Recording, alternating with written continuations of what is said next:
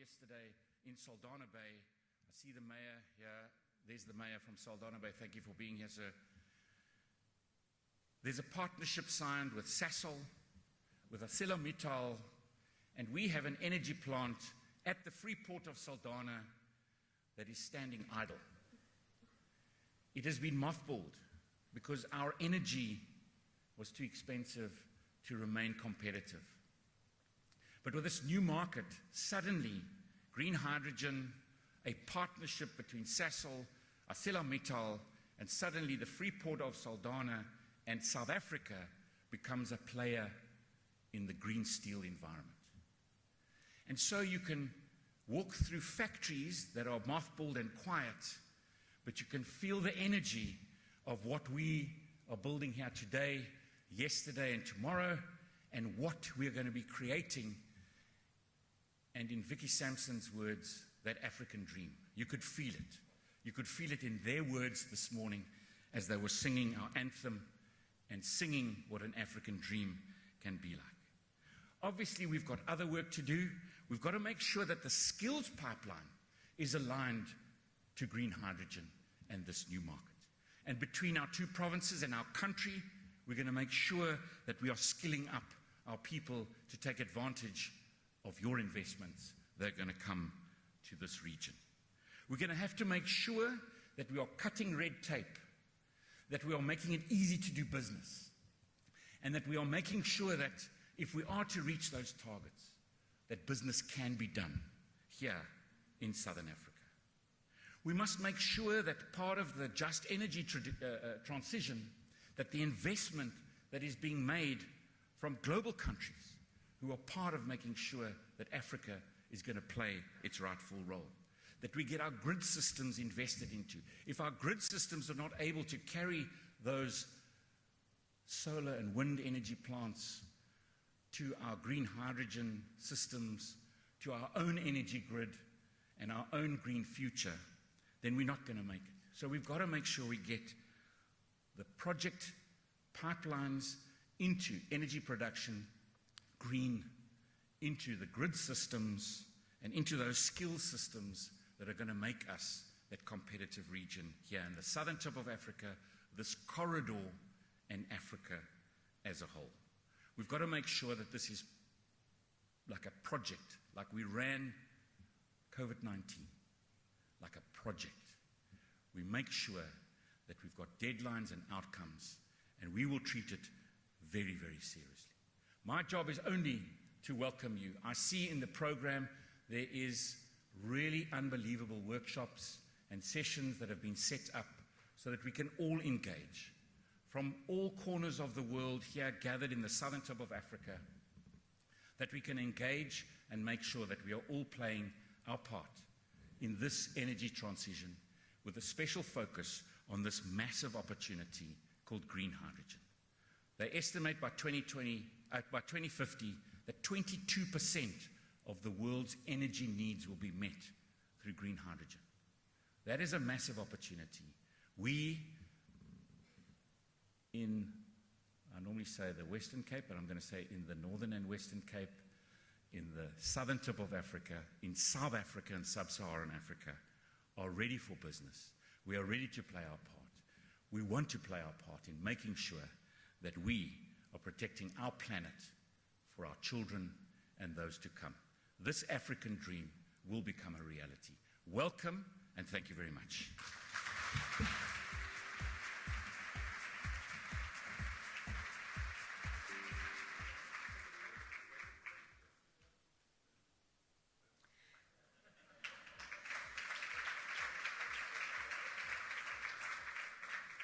Thank you very much, Premier. Please may I ask the Minister of Public Works, Patricia de Lille, to make her way to the stage to give us some context and background.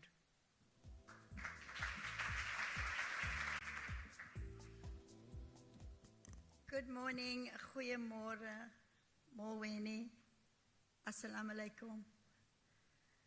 Your Excellency, President Cyril Ramaphosa, Minister in the Presidency, Minister Gugumbele, is now officially part of the infrastructure team.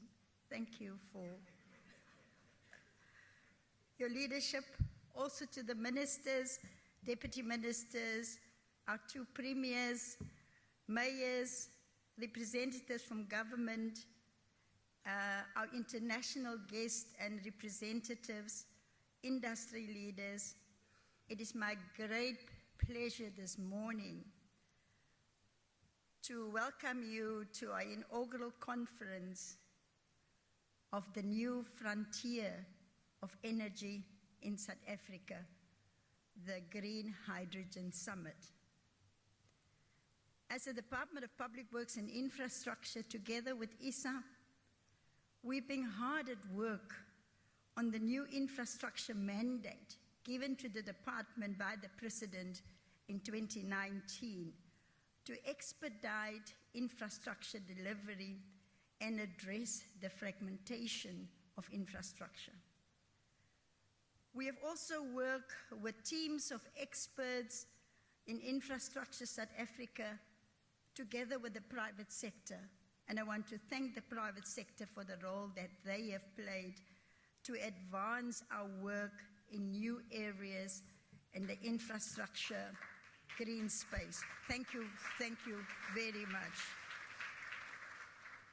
As Minister Gugumbela mentioned yesterday, South Africa's got a long history of researching and innovating in the space of infrastructure as South African economy. However, more needs to be done to market our ambitions and our appetite to be a world-class green hydrogen production hub to the rest of the world and also to our competitors. As such, we must secure the degree of offtake and investments required to enable South Africa's green hydrogen potential. Now, Infrastructure South Africa has amassed a pipeline of green hydrogen projects with a value of over 300 billion rand. But much of this pipeline still needs to be, needs further project preparation before they can reach financial closure. And I want to, Your Excellency, Mr. President, thank Professor Ramaphosa and his team for leading us and putting in all of this hard work. Thank you, Prof.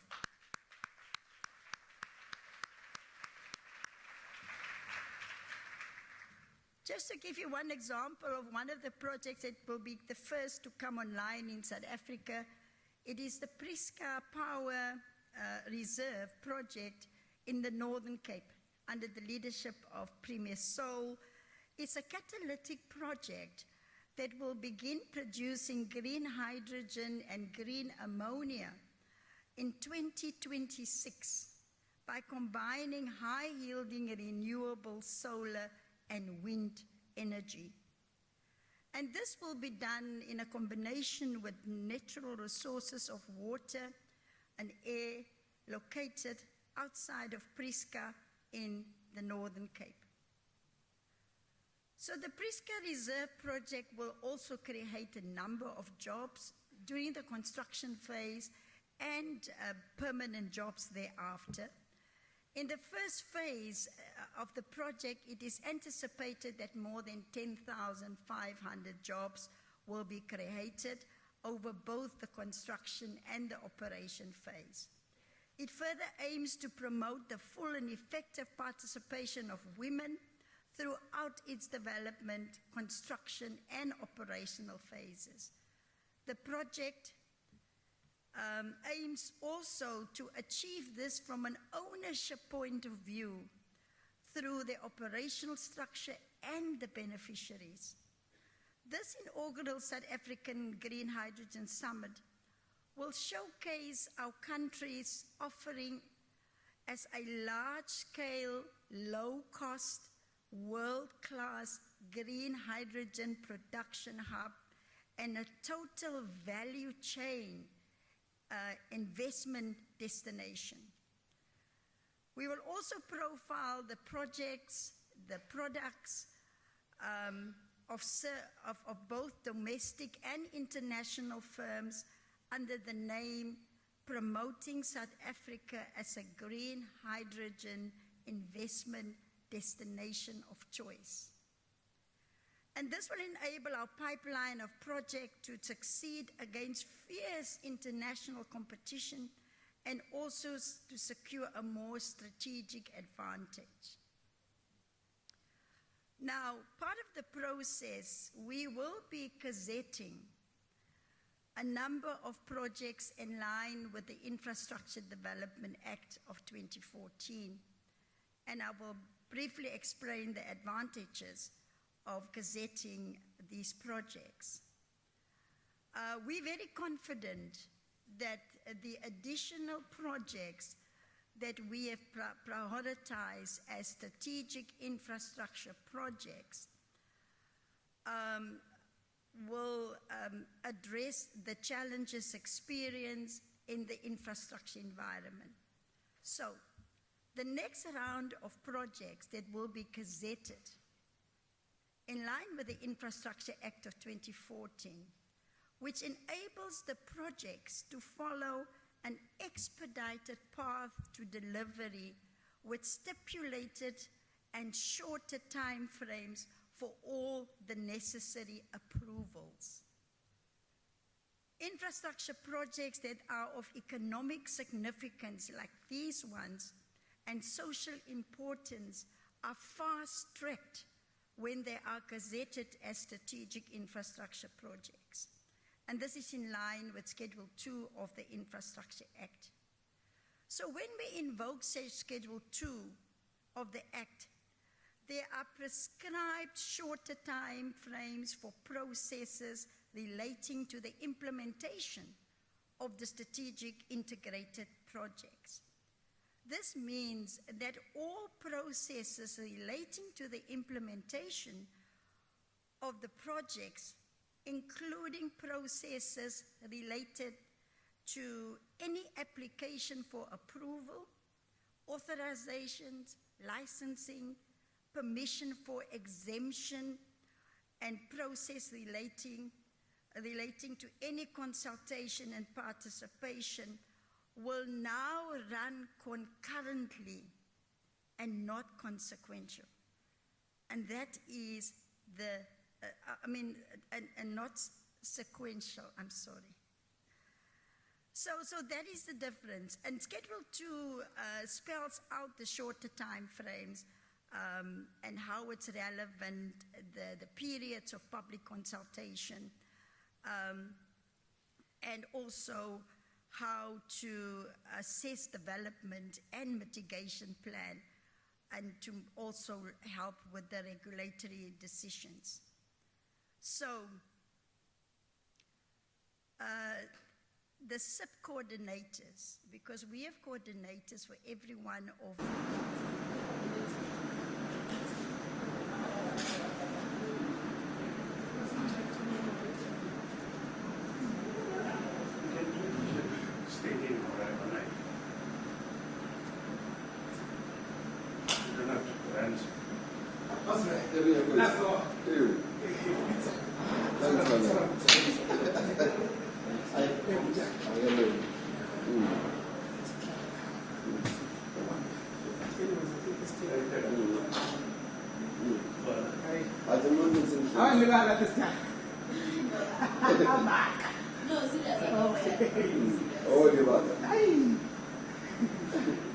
You know, that's insignificant people. Yeah.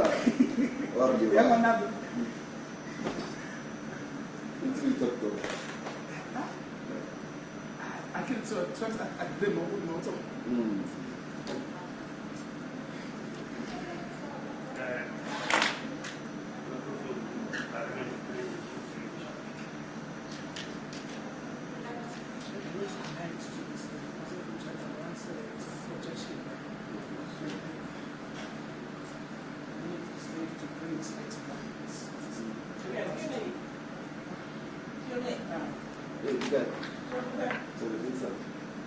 Nothing much.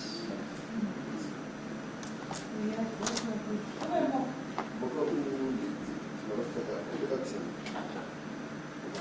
Yes, I can hear the program loud and clear. We're just getting the mic.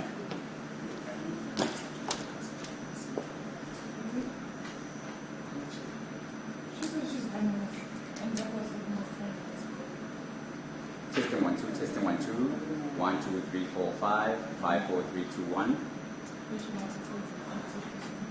Mic check 1 2. There you go. Yes, I can hear program loud and clear.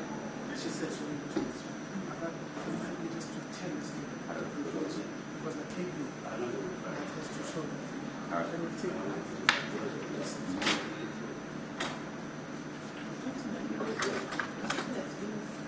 Oh. No, we didn't have to. Chair,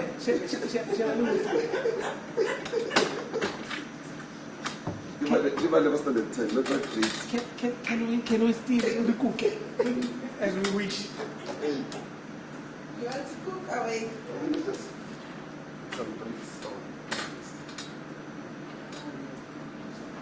Because I'm not sure if I cable is going.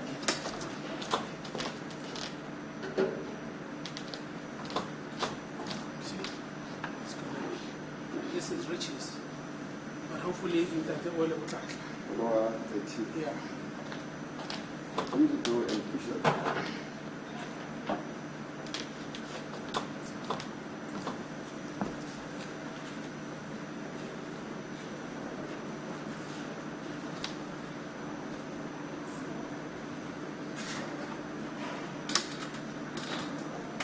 Well, probably the one that certainly does spring to mind in terms of what Rudy has anticipated briefly would be the successes that have been achieved or attained by the Hawks in investigating particularly this issue of corruption as well as the crime in what we have now become familiar with the Zama scourge that is facing mining, illegal mining that is around the country. Now we know that, of course, the Hawks have been watching this very, very closely to try and see exactly where these networks are. And they have announced, in periodic times about some of their successes when it comes not only to the issue of Zama story, but also to the issue of other serious crimes, including, of course, the illicit flow of monies, including smuggling of things like vehicles, arms, as well as contraband like drugs and illegal tobacco trade, as well as liquor. So this is some of the things that we can expect would be touched upon by, of course, Dr. Libea there, and in terms of why he chose the particular individual who will be named here. Now, I don't want to go into the realm of speculation in terms of some of the names that should be thrown into the bag there, because that might be jumping the gun a little too soon, but we certainly can expect that whoever is going to be unveiled today as the new deputy will be someone who has some track record and who has proven himself and has contributed to many of those cases that we have heard about, particularly when it comes to the issue of trying to break down some of these financial syndicates that are, behind many of the serious crimes that we find ourselves. Now, one that comes to mind quite recently, when one casts their mind back, would be the high-profile bust of one of Interpol's most wanted suspects, an Israeli national, and that particular, investigation did see quite a multitasked, investigation between several units, which would include the Hawks, and this is something that is, a positive thing that we will hear about, and what other successes they have basically been involved in, and how they maintain that particular success to try and turn things around when it comes to the crime situation. Because we've heard on many occasions, including by National Police Minister Belipere, saying that when it comes to the issue of crime and crime syndicates that operate nationally and internationally, when one looks at SADC and beyond, and are behind many of those crimes, it's not the guys who are perpetrating that the police are only looking at. It's also, if one can use an analogy, of the head of the snake, the ones who are then the big shots or the big fish, the kingpins is another word that's used, that of course the Hawks and other similar policing specialist investigating units will be looking at to try and break the chain and the cycle of these crime networks.